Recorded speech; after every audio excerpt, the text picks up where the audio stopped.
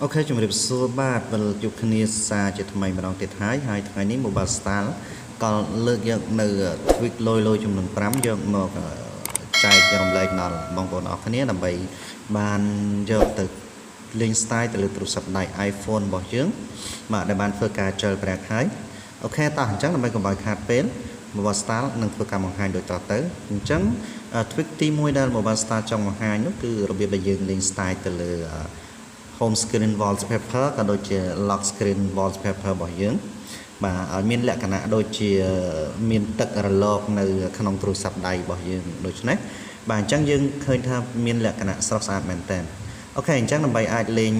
style ដូចនេះបានអ្នកនរគ្នាគ្រាន់តែចូលទៅកាន់ site នេះហើយធ្វើការ install នៅ tweak មួយដែលគេដាក់ឈ្មោះថា Aquabot XS អូខេ Checkr1n XS យើង install ហើយចូលប្រកាន់ setting មកដើម្បីធ្វើការកំណត់លក្ខណៈមួយចំនួនរបស់វាអូខេអញ្ចឹងកន្លែងនេះយើងបើក enable មក home screen យើងបើកមកដើម្បីវាមាន effect ទៅលើ home screen lock screen ក៏យើងបើកមកដើម្បីវាមាន effect ទៅលើ lock screen ហើយកន្លែង Aqua Theme នេះយើងអាចធ្វើការជ្រើសនៅជម្រើសជាច្រើនដែលយើងចង់បានអូខេបាទឧទាហរណ៍ខ្ញុំយក heavy tab នេះចុះបាទហើយបន្ទាប់មកយើងបិទទៅវិញទៅកន្លែង frames per second នេះយើងអាចយក60 second ឬក៏default វា45ឬក៏10ឬក៏15អញ្ចឹងហៅហៅតាមយើងចង់បានឥឡូវខ្ញុំយក20ចុះអូខេហើយបន្ទាប់មកខាងនេះយើងបើកវាមកកន្លែងនេះ run frequency នេះយើងអាចយក fast normal ឬក៏ slow អញ្ចឹងយក fast ទៅឲ្យលឿនអូខេហើយអូខេប៉ុណ្ណឹងយើងមិនបាច់គិតច្រើនទៀតទេបើកចឹងអស់មកបន្ទាប់មកយើងត្រឡប់ទៅវិញទៅបាទយើងនឹងបាននៅ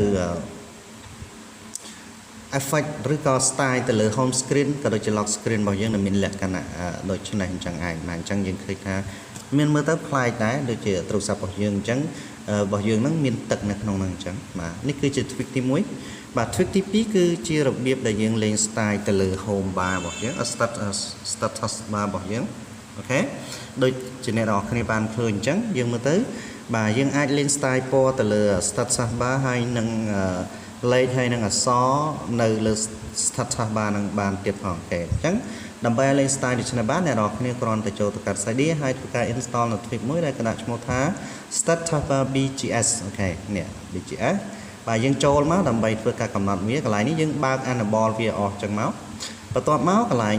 background color នេះយើងអាចឆេងវាយកជាពណ៌អីដែលយើងស្រឡាញ់ឧទាហរណ៍ខ្ញុំដូរទៅជាពណ៌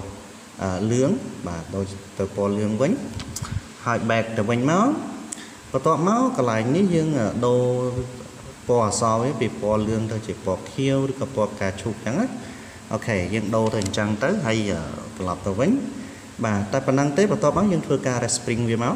បាទ tweak នោះនឹងដំណើរការនៅលើទូរស័ព្ទដៃរបស់យើងបាទអញ្ចឹងយើងឃើញថា status bar របស់យើងមានការផ្លាស់ប្ដូរពីពណ៌ខៀវទៅជាពណ៌លឿងហើយអក្សរដូរពីពណ៌លឿងទៅជាពណ៌ផ្កាឈូកបាទនេះគឺជា tweak ទី2 tweak ទី3ដែល mobile style ចង់បង្ហាញបាទគឺរបៀបដែលយើងអាចធ្វើការដាក់ app បាទនៅលើ shortcut ឬក៏លើ home screen ដើម្បីយើងចូលទៅប្រើប្រាស់ app នោះបានលឿននៅក្នុងទូរស័ព្ទដៃរបស់យើងឧទាហរណ៍យើងមានអញ្ចឹងយើងបាទយើងគ្រាន់តែអូសវាពីខាងអញ្ចឹងមកហើយយើងចង់ចូលទៅកន្លែង call ក៏បានឬក៏ចង់ចូលទៅកាន់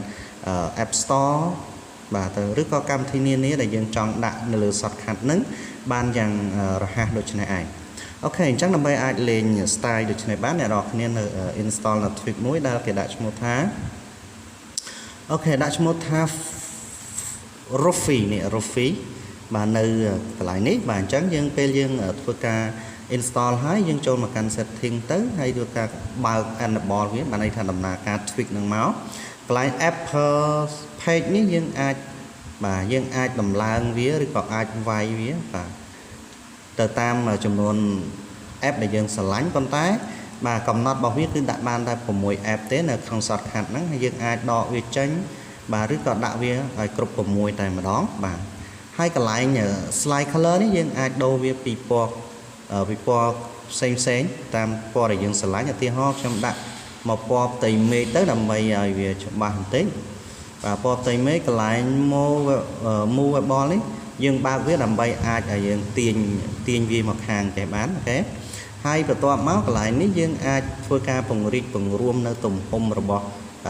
rồi ba sọt hạt nắng và ba khả năng máu và lại ní tùng hôm thiệp cho ba bỏ vía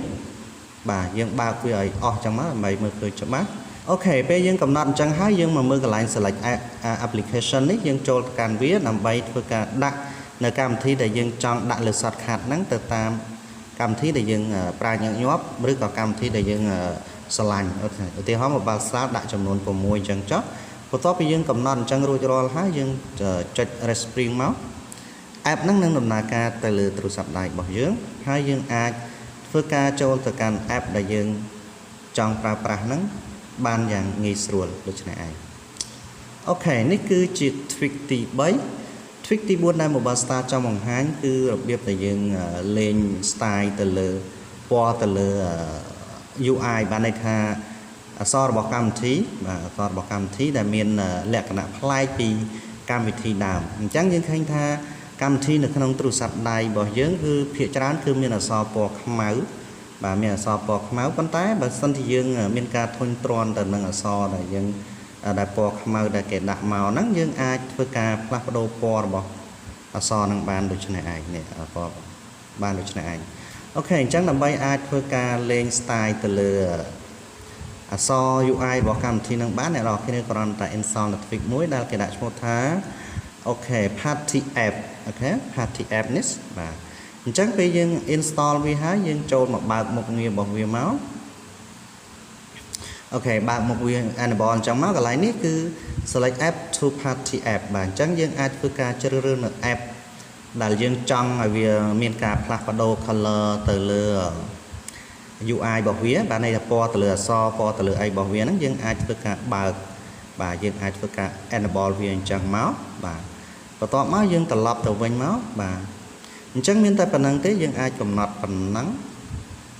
បាទកំណត់ប៉ុណ្ណឹងរួចរាល់ហើយ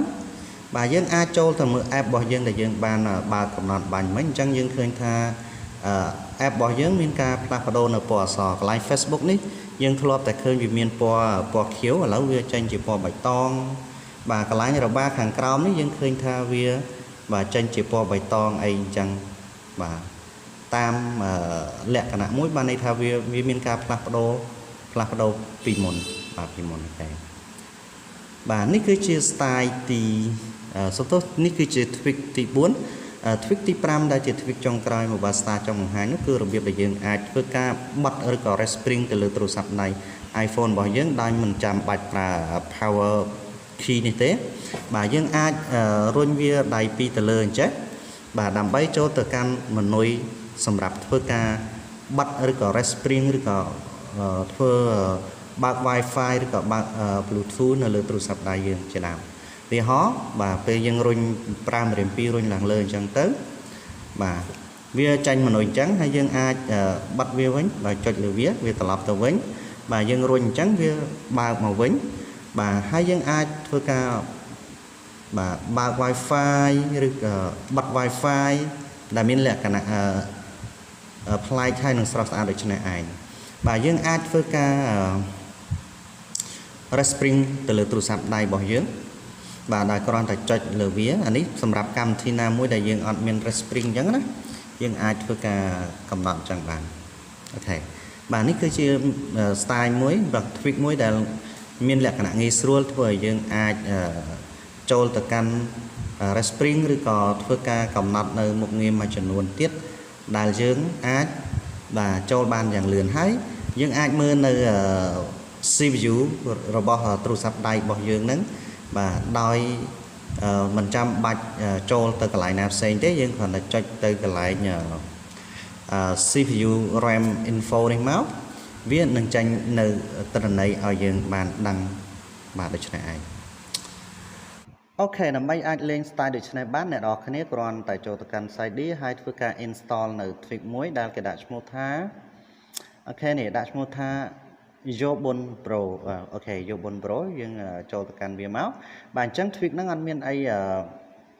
កំណត់ទេយើងគ្រាន់តែចូលទៅកាន់វាមើលនៅការណែនាំបាទអញ្ចឹងរូបសញ្ញានេះបានន័យថាយើងប្រើម្រាមដៃពីររុញវាឡើងលើបាទ swap up with two finger in your springboard anh chẳng còn là rung vi làng lơ tới vi nâng cho đo cam thì này ok hai dân tập lập một vinh tới hay dân ai chả thưa ca rung làng lơ chẳng bà vi nâng đầm là ca cho từ can cam thì bảo dân